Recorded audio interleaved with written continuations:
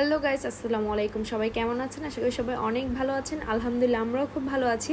আমার নতুন ভিডিওতে আপনাদের সবাইকে স্বাগতম। আজকে ঘরে রোস্ট রান্না করছি, তাই ভাবলাম যে ভিডিওটা আপনাদের সাথে শেয়ার করি। আর আমি এখানে একটা ব্রয়লার মুরগির 4 পিস নিয়ে নিয়েছি।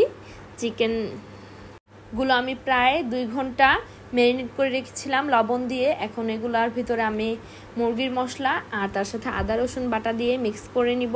এটা ভালোভাবে মেখে নেওয়ার পর এটাকে আমি প্রায় 1 ঘন্টার জন্য আবারও রেস্টে রেখে দেব।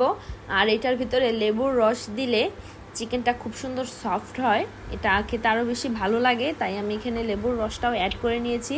আপনারাও চাইলে লেবুর রস অথবা টক দইটা অ্যাড করে নেবেন, এতে রোস্টের ফ্লেভারটাও খুব ভালো আসবে আর মাংসের টেস্টটাও খুব ভালো লাগবে।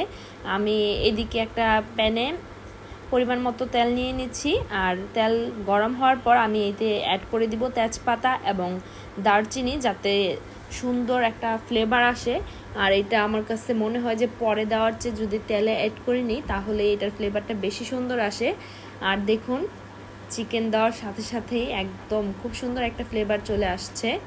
আপনারা এভাবে রান্না করবেন, তাহলে আশা করি যে বাড়ির সবাই একবার এভাবে রোস্ট খেলে বারবার খেতেই যাবে।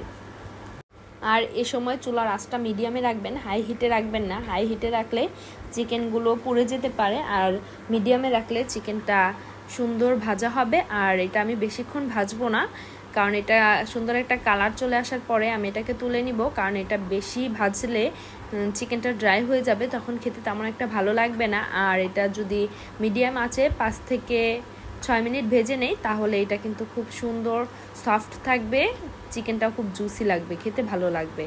আর সেই চিকেন ভাজা অয়েলের ভিতরেই আমি পেঁয়াজ বেরেস্তা করে নিয়েছিলাম। আজকে মেয়ে একটু বিরক্ত করতেছিল, তাই ওকে খেয়াল করতে গিয়ে আজকে বেরেস্তাটা একটু পুড়ে গেছে।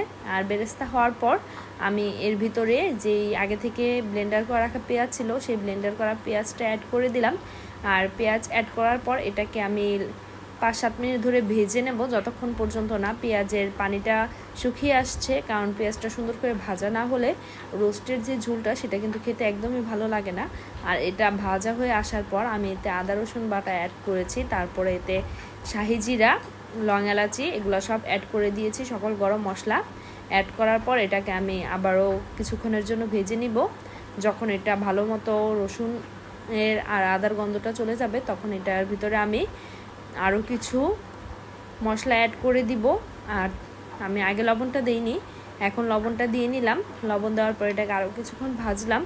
ভাজার পর এখন আমি এখানে পানি ঢেলে দিব। আর আমি মশলার বাটিতেই পানিটা রাখছিলাম, তাই আপনারা হয়তো ভাবতে পারেন আমি ভাবলাম যে এখানে মশলা রাখছি সো এখানেই পানিটাই ঢেলে দিই। এটাই ঢেলে দিয়ে দিলাম তাড়াহুড়া করে, যাতে পুড়ে না যায়, কারণ পুড়ে গেলে কিন্তু রোস্টের ঝোলটা খেতে একদমই ভালো লাগবে না। আর এটা পানি দেওয়ার পর যখন ঝোলটা গরম হয়ে ফুটে আসলো তখনই এর ভিতরে আমি ভেজে রাখা চিকেনগুলো অ্যাড করে দিব।